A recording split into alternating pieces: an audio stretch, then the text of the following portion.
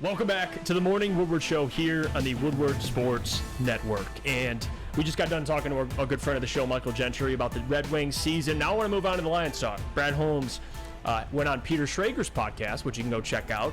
Said a lot of gems in that episode. Went through Brad Holmes' history, getting in as a GM, his come up in the NFL, talking about the Lions.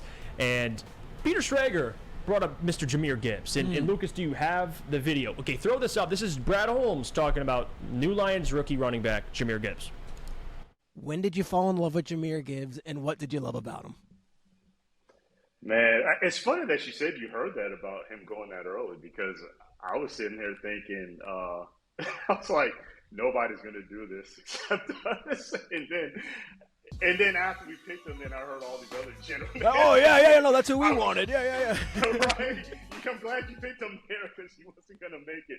But, I first fell in love with him. Obviously, I didn't know about him that much when he was at Georgia Tech that year before. Yeah. So I went to that Texas-Alabama game earlier in the year. And I saw his body type and, like, this guy looked intriguing. Then I kind of saw what he was doing in both phases.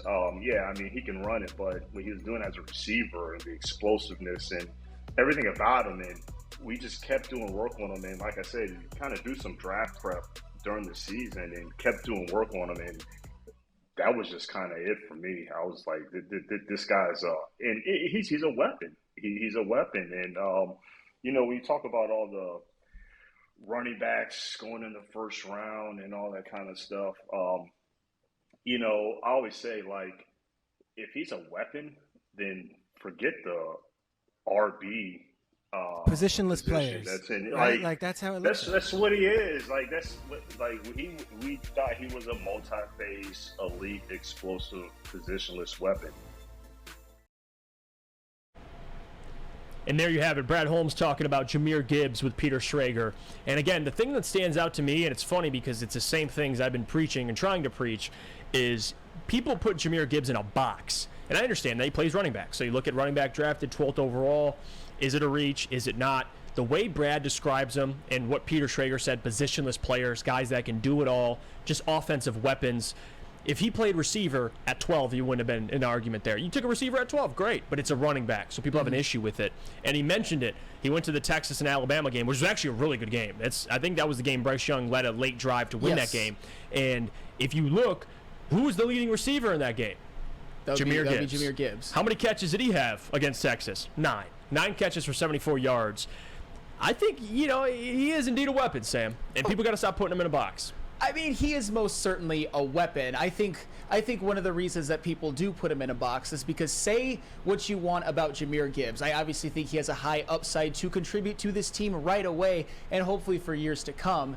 As a running back, he never had an 1,000-yard season in college. Whether that means anything or not, I don't know, but that gave me a little bit of cause for pause, especially when if you would have stood pat at number 6, you could have drafted Jalen Carter or even Bijan Robinson, who I think is going to be better in the NFL than Jahmyr Gibbs. That's just me personally. But if Jahmyr Gibbs becomes that guy, okay, Lucas, I know you love you some Jahmyr Gibbs, and I like his upside as well, and we'll get to it in a second. I think if Jahmyr Gibbs, if he ever hits his ceiling, he will have to be one of those guys that, at least for a couple of years, leads the NFL in receiving yards by a running back. I think he has that kind of upside. I think if he's picked as high as he was, he should eventually do that one day. My worry about him is as an every down running back. If you're not going to be an every down running back and you're picked that high, you have to be Alvin Kamara at some point.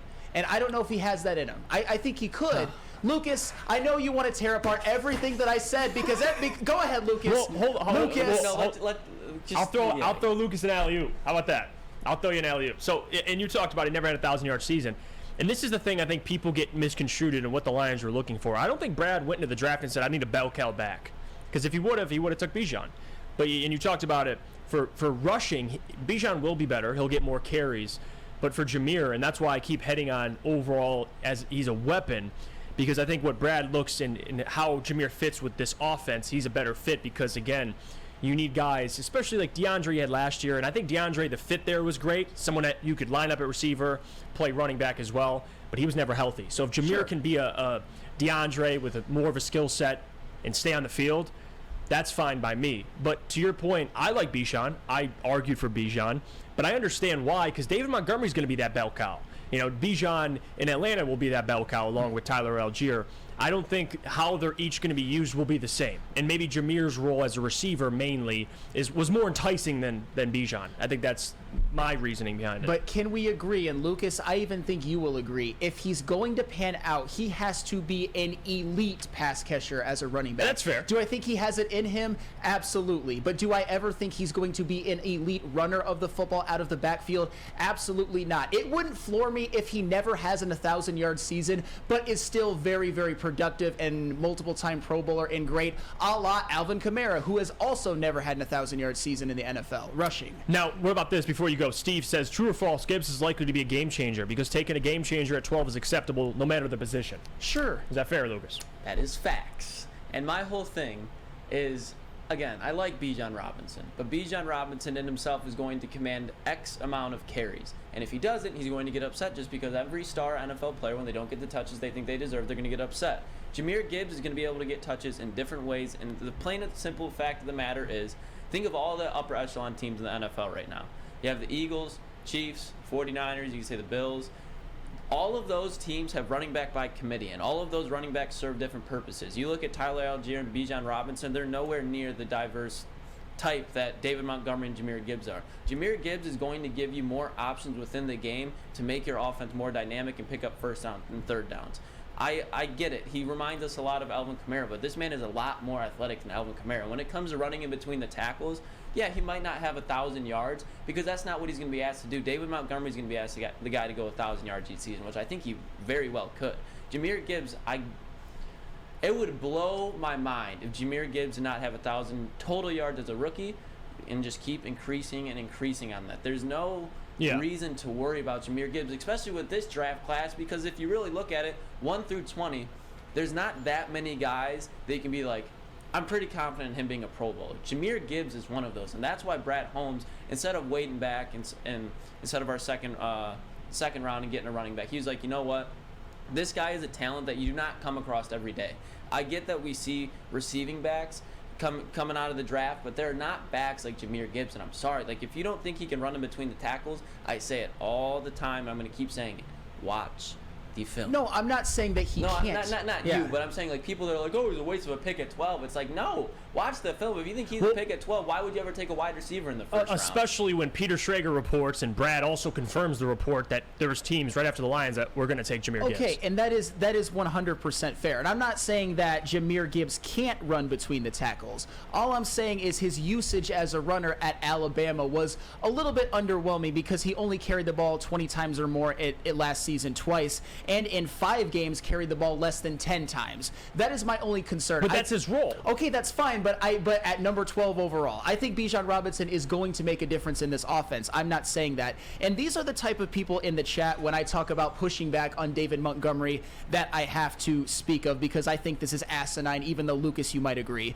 Hoof-hearted just said David Montgomery is greater than Bijan Robinson. Okay, yeah, that's not correct. Come I'll stand on. with you on this one, Flannel. Okay, David Montgomery, who in 3 of his 4 seasons rushed for less than 1,000 yards, and for 2 of his 4 seasons had less than 4 yards per carry. I know there's some context, Lucas, but David Montgomery is arguably a top half running back in the league. Not top 10, not top 5. He is above average with the potential to be good in this with the Lions, and he's better than Jamal Williams. Okay, but not the Atlantic Ocean better.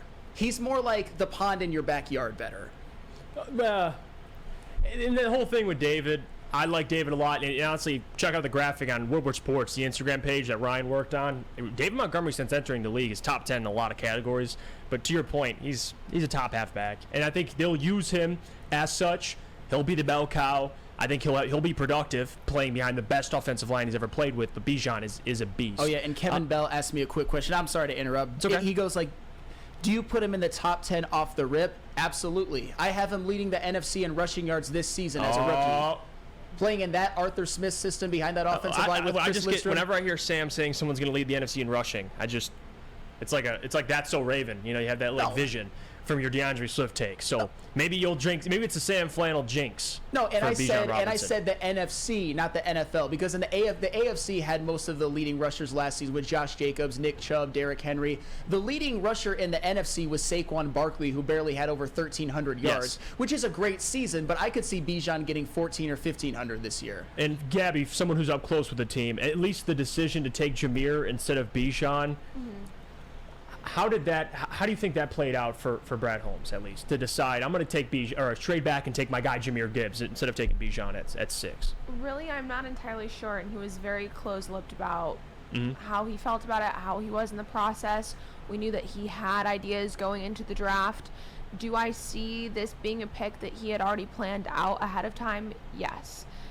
He's talked a little bit about the conversations that he's had with him, and seen, the development of their relationship and how he's already fitting in with the team, and it makes sense. And you look at at least around the NFL, and you look at backfields, I still think the Lions, as a backfield, on paper, now Jameer has not played a down, but on paper, I do think with that offensive line, if you factor that in, if you want to, it's one of the more impressive backfields, at least the most exciting backfield to me in the NFL. There's a couple guys, at least duos, because there's better backs, of course, than David and Jameer. But as a 1-2 punch, if you have David Montgomery going for close to, if not 1,000 yards, and I would say book 1,000 yards from scrimmage for Gibbs. I think that's a guarantee. 1,000 yards from scrimmage isn't that big of a deal, though, Jeff. Yes, come on. No, I'm not saying it's not a big deal. I'm not saying it's a big deal. I'm saying book it at the minimum. Sure, and I agree with that. I agree with you. I think he'll have 600, something like that, 700. But 500, that's like the minimum. You got to get 1,000 yards from scrimmage, no doubt. And I agree with that, by the way. Lucas, go ahead.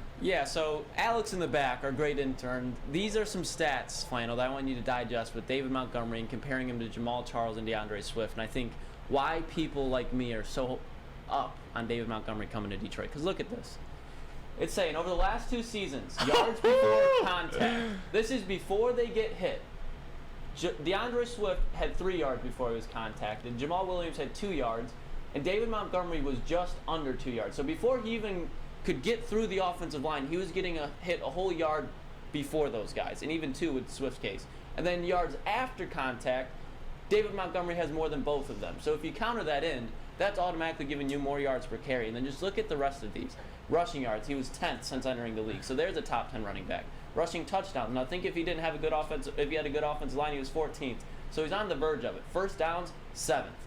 Receptions, 13th. So he has that pass catching ability that Jamal Williams Alex was cooking. Dude, Alex in the back is a GOAT. But look, just if you look through all these stats, you see the promise, especially in the broken tackles. Like think about Jonah Jackson, Penei Sewell, and then behind him, David Montgomery catching a toss. That's going to take at least 4 or 5 defenders, and that's why my whole thing with Jameer Gibbs is like, okay, I get it. He's not that bell cow like Bijan Robinson is built, but when you have a guy like that with David Montgomery, you take him at 12, you now have a dominant 1-2 punch that we talk about J-Mo being out for 6 weeks. Injuries are going to happen at the receiver spot every year. When you have that to fall back on, that makes Jared Goff so much easier, and that's why this Jameer Gibbs pick, running back, he's a weapon, and he's a more valuable weapon than the running back position could ever slide him under. And you know what? That's all fair. And for the record, with those yards before contact and yards after contact, and I hope that the chat understands this. David Montgomery is a better running back than certainly DeAndre Swift and Jamal Williams as well. Okay. He's a better running back. I just think that people overvalued him like he's this massive upgrade when I think he is a solid upgrade. I will just say that. And you're right, Lucas. Jameer Gibbs and David Montgomery, their upside as a backfield is very, very high, especially if Jameer Gibbs takes a prominent role in the passing game with Jamison Williams being out. I think that is his most likely way to make a mark, by the way. And just for the record, I'm not a Jameer Gibbs hater by any means. I think that he is going to have, like I said, 600. I think that is well within the realms of possibility. And I think, and you know what? Here's another prediction. I think Jameer Gibbs could maybe lead the all NFL running backs in receiving yards. I know it's going to be tough to beat out Christian McCaffrey. I think that's possible as well. I had a few concerns, and that's it. And I think Bijan Robinson is going to be transformational and generational. Yes. I think is a future Hall of Famer. Do you just think Bijan as an overall running back is just more polished and like you've seen more enough to be confident? But if you see it from Jameer, then you'll be fine. You need to see a little bit more from Jameer. I'm already fine with the pick as it is. I wasn't pounding the table for the Lions to take Bijan Robinson at 6. I was pounding the table for them to take Jalen Carter if he's available. Obviously, that dream is over. We will see how that plays out. I just think, and I'm sorry, let me say one more thing really quick. I just think that Bijan Robinson, I think Jahmyr Gibbs is a better receiving back than Bijan Robinson, but Bijan's also a good receiving back as well. I think as a runner, Bijan Robinson has him beat by a magnitude of 5 at this point. Bijan Robinson is a 5-tool running back. Yeah, you're right. And I want to go to break so we can get to what's trending. But I do got to say, it is surprising to me that when we talk about Penei Sewell, and Neil Rule claims he's a Hall of Famer, a little bit of pushback. That, although you think it's possible, but you don't like anointing guys this early. But Bijan Robinson, before he even plays an NFL down, you think he'll be in the Hall of Fame? Okay, but Penei Sewell's had 2 seasons and 1 Pro Bowl. He hasn't been dominantly generational. I think Bijan Robinson hasn't even played yet. Okay, that's fair, but I think Bijan Robinson will have 10 times more impact as a rookie than Penei Sewell did, because Penei Sewell's rookie season was good, not great. He took a leap in year 2. I'm just saying that I think Bijan Robinson is going to come right out the gate, be dominant, be one of the better backs in the league right away. Yeah. I think Penei Sewell he's made 1 Pro Bowl in 2 years. Now, what if he has a Zeke-esque start, where the first 4 years he's an animal and then he kind of drops off? Is that still Hall of Fame worthy? That's tough, because you know what? I think Zeke Elliott is more deserving than people think, although I don't think he's a Hall of Famer. Okay, you know what that's I mean? fair. But Ezekiel Elliott came out of the gate, though. Oh, he was an animal. Yes. Immediately the best back when he, especially after his rookie season. That was ridiculous. We'll get to what's trending.